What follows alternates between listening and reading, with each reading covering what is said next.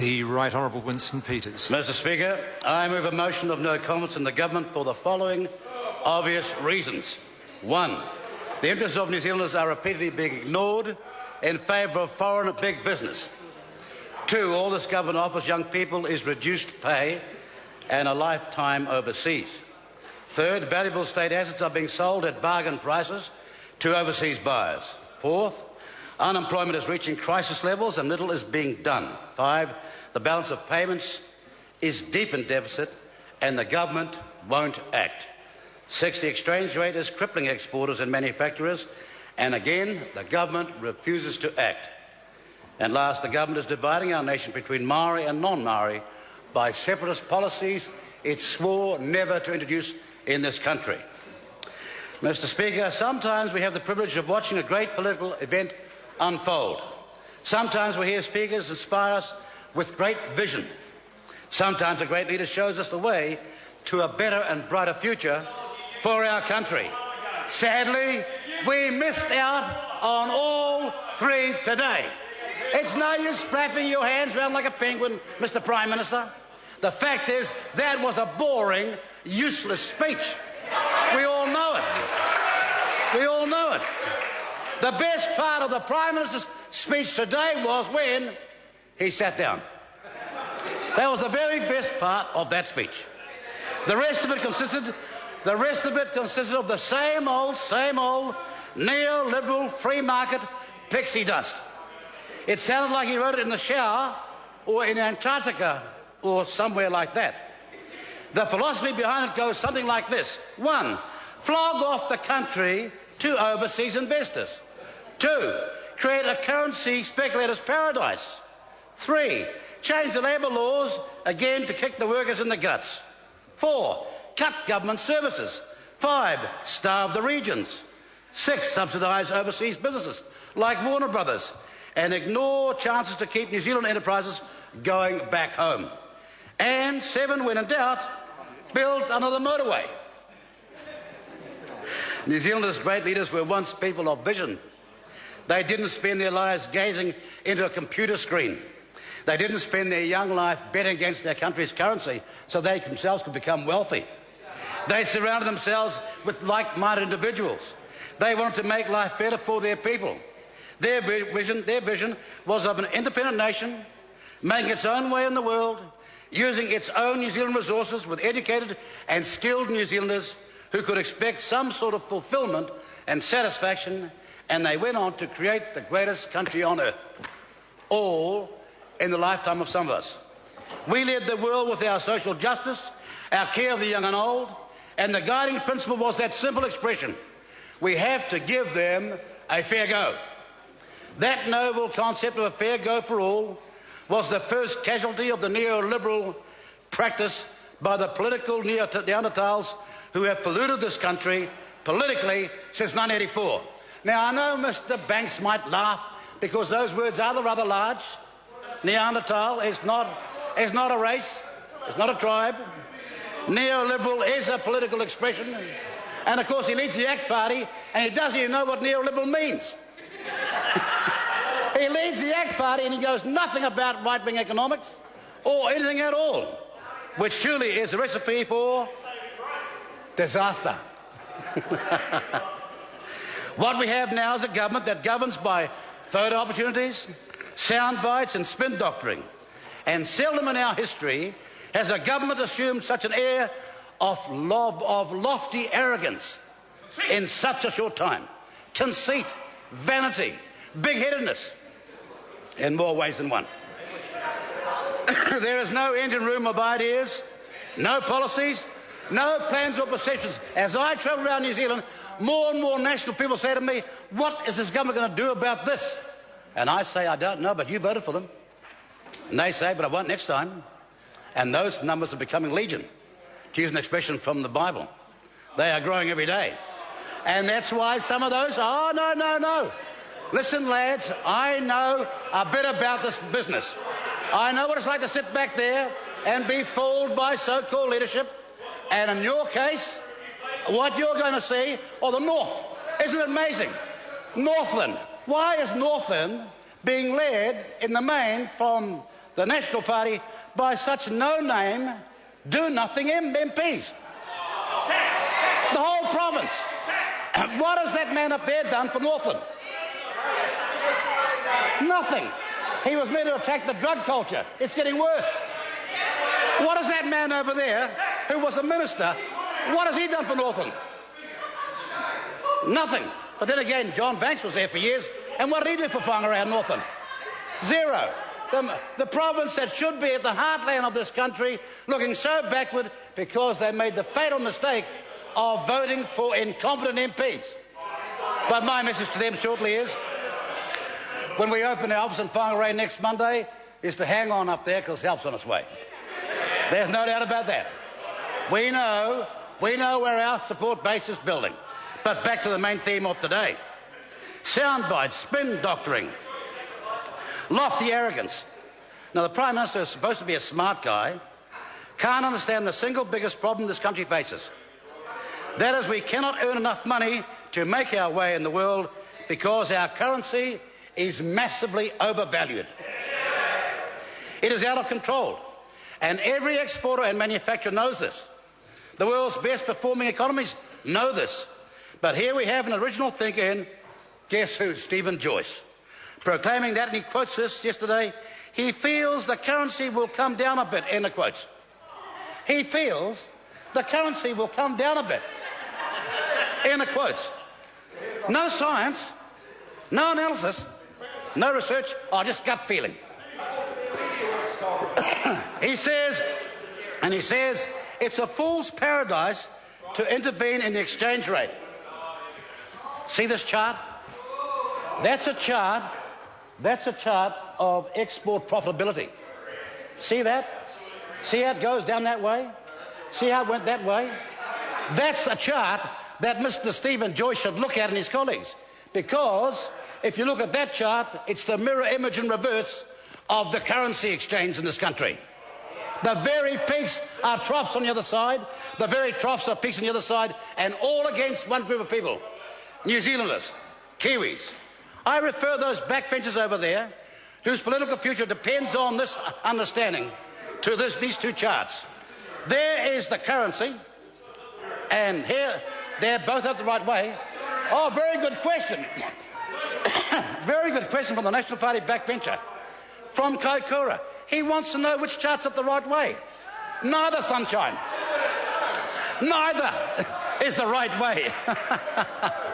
Oh, how sad. And he's from a farming background. He's from a farming background where every farmer with about 500 cows knows he's losing $138,000 a year because of an inflated currency. That man represents them. He doesn't understand diddly squat. These, sir, paint a stark picture. That's export profitability. There's the US dollar exchange rate. It's clear. As the exchange rate goes up, our earnings as a country go down. We have Mr. Joyce dismissing leaders of the manufacturing and export sector yesterday who testified to the damage that a chronically overvalued dollar is causing. He just wrote them off. Who has credibility? The serious people who are actually running business in a highly competitive world of a minister or a minister out of ideas but who is too arrogant to consider he may be wrong. We need policies for this decade, not policies stuck in the 1990s. Who has credibility? Mr. Stephen Joyce poses as a self-made millionaire. But every morning he rises and he points his head towards not Mecca but Pakuranga, and he goes down on his knees and he thanks a man called Maurice Williamson, who in the early 90s was Minister of Broadcasting, and under a victory sale process gave him literally broadcasting license after broadcasting license for a pittance.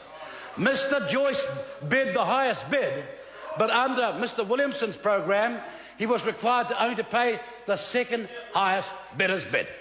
You like that? You like that? So, Mr. Speaker, he bids $1 million for the license. Mr. Banks bids $100,000 for the license, and I bid, say, $50,000. Mr. Joyce, in this case, Mr. Speaker, he gets the bid because he had the highest bid, but he pays Mr. Banks's bid $100,000. What do you call that? It's a rort.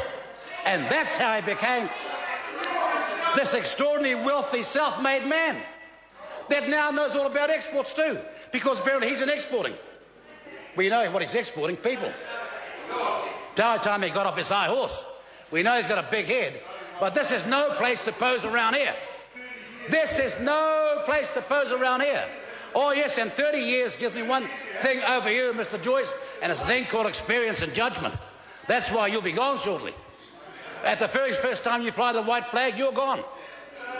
Because you can't even win a seat. Never could. At least I did the that. Speaker may well be gone, but the member should not refer. Well, in that case, sir, you'll both be gone. Mr. Speaker, where does the National Party find these people? We in New Zealand First don't accept defeat. Mr. Key and his colleagues are strangling our manufacturers and exporters. Mr. Key and his colleagues are sentencing them to commercial extinction with a massively overvalued dollar. All manner of experts from the IMF downwards confirm this, but no, Mr. Key and Mr. Joyce know better. For Mr. Key's government is about working for currency speculators. It's not working for real New Zealanders. This is a government of currency speculators, by currency speculators, for currency speculators. Our Reserve Bank bill will be back shortly for another rerun. We lost by 1 vote last year, but it's more relevant every day now. Every day now. This is an export-dependent nation, and we've been there since 1882. And sooner or later, those people out in the province are going to come around to understanding that this is now or never. And for the National Party, it will be never. Make this very, very clear. There'll be no government after the next election when they fly the white flag that doesn't go along with this plan to deal to our massively overvalued dollar. And by that time, Provincial New Zealand will get a chance. Workers will get a chance. They'll have a future in our country because we will be back creating wealth in New Zealand. You know, in the halcyon days when we were #1 in the world, manufacturing in this country was over 30% of our GDP. What is it today? It's less than 13% and falling. And all of that means no hope or future for young New Zealanders. This speech could have been written by the National Party 40 years ago, by people like Holyoake and Holland, when we were #1 in the world. But no, this new bunch that have come along understand nothing about economics, of course. They just read about it. They don't know anything about how it works. And that's why Mr. Banks can laugh while he's in a government that has borrowed more money than all the other governments in history altogether. Borrowed more money than every other government altogether. And there he lies back, lounging in his chair. There he is, the Mr. Charge of everything. He won't be fixing up Nova Pay either, I tell you now. He won't be fixing up any Nova Pay. What he'll do is sack them if he's got any brains and give a New Zealand enterprise a chance. Mark my words. He'll fire them because they're incompetent. I've seen this. Who was it that ended up having to fix up the computer program called INSYS? Remember? Same thing, another blunder, same policy, no plan. That's what's going to happen with Nova Pay. Same party. We know that there are nervous Nellies amongst national backbenchers. Some of them are from the provincial regions. Take the guys on, for example, Southland. There's Southland, less than 3% of the population, more than 80% of the exports, national MPs everywhere. How wealthy is Southland? Down in the bottom of the heap in this country. How could your most wealthy per capita people from the provinces, Heartland National, be at the bottom of the heap? Answer that question if you're from down there. Now, I know the man from Dipton doesn't know because you've never been there for a long time. The man from Dipton lives in Wellington, of course. Totally forgotten about the South. But there are other Southland members. How do you explain your most wealthy per capita people that we desperately need in our country are at the bottom of the economic heap? It should not be. Who's at the top of the heap? Are all their friends in Wellington Central and Auckland Central who don't export anything. That's a fact. They're the highest per capita earners. The ones who create the wealth, getting the rawest deal, are at the bottom. We're going to fix that. Our message to them very shortly is, line up this time, help's on its way, but it goes like this. Vote first, reward second. Vote first, reward second. Oh, and one other thing. Mr. Key recites the global financial crisis. You know how he states global financial crisis? It was never a global financial crisis. It's a Western financial crisis, and someone in this House knows more about it than anybody else. And his name is John Key. Because he used to know all those guys, and he used to work for them, and he knows about the malfeasance and malpractice that led to the Western economies at the very brink of collapse. Does he own up to it? No, he says, actually he said in the House, excuse the language, he said, oh, when I work for them, they're a bloody good business. That's what he said in this House, on the Hansard. Good business. When the damn global financial crisis he refers to, but the Western financial crisis or the Wall Street trickery was exposed, who was number 5 to go belly up and require the American taxpayers' bailout? An outfit called Merrill Lynch. Now, I know that there's some people in the gallery who think wealth means goodness, that wealth means morality, that wealth means talent, but some of us know better. Often all wealth means is hedonistic greed and sating one's own interest at the expense of the country. Well, for whatever was wrong with New Zealand First, no one over here has ever spent part of his career investing against his nation, against his nation's interest, and be very proud of it. Oh, leave out the flower power girl at the back. I mean, if ever there's a disappointment, is that North Shore keeps sending people here that aren't a candle to George Gear.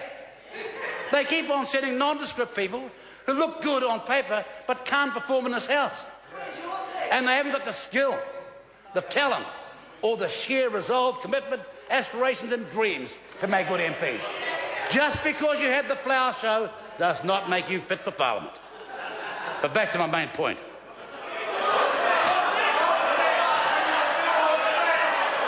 We're not here just to criticise. We're here to support policies that are good for this country. Let me just say this, right now in Auckland, I'll give you an example of what's going wrong. I know of real estate agents who have told me of foreigners coming in, buying houses sight unseen as investments. It's all a fact. But of course, the man from MediaWorks won't mind that, because that's what he likes. He thinks all money's good. He thinks that all money from overseas represents a thing called foreign investment. He doesn't know what a corporate raid from abroad looks like. He thinks it's all good, because somehow the money goes somewhere. Excepting anybody in this world who understands reality knows that ownership of money is what matters. And the benefit from that money is what should be the people's benefit, and not just for the few and the very few. Or, as I say, these tawdry, tired, overmighty subjects that spend so much time in the National Party's pocket. Sad to say. Mr. Speaker, there are people who wish to say that the age of this country means we've got to put up the retirement age. You know what the cost is net against GDP for the retirement in New Zealand at the moment, for national super? It's 3.7. Is that unaffordable? No, it's not. All the countries abroad who are facing the so-called similar problem are facing 8, 9, 10%. Ours is 3.7, and it's a myth to say we can't afford it. But what we can't afford is an incompetent government that can't create enough wealth. That's what our problem is. It's not what we're spending on elderly people or young people or sick people. It's that they simply can't create, because of their incompetent policies, the wealth that once used to be our legacy and made us number 1 in the world. They are a shadow of the party they once were. But it's no surprise, because if you go overseas and you choose 2 different people, one Mr. Key and one back here called Don Brash, what would be the result? What would be the result? Well, one was a total disaster, and this one will be a disaster very shortly. Oh, and the last thing I want to say, Mr. Speaker, and that's this. If this country continues going down the road of a constitutional review based on a constitution where the cornerstone will be the Treaty of Waitangi, despite all the warnings by famous Maori like Ngata, Aparana Ngata and others, if this country goes down that road, then 2 things will have happened. The National Party and the ACT Party will have totally betrayed the constituency out there that they promised never to do that on. And the second thing is, this country will have no future if we're going to go down the separatist path and not understand that the basic things that every New Zealander needs, whatever they be in their background, their history or their ethnic makeup. It is, first of all, decent housing, a decent education program for their young, a decent health system should they get sick, and last of all, a decent job with the best of first world wages. Those four things are what Maori want, and in fact it's what everybody wants. Order. The member's time has expired.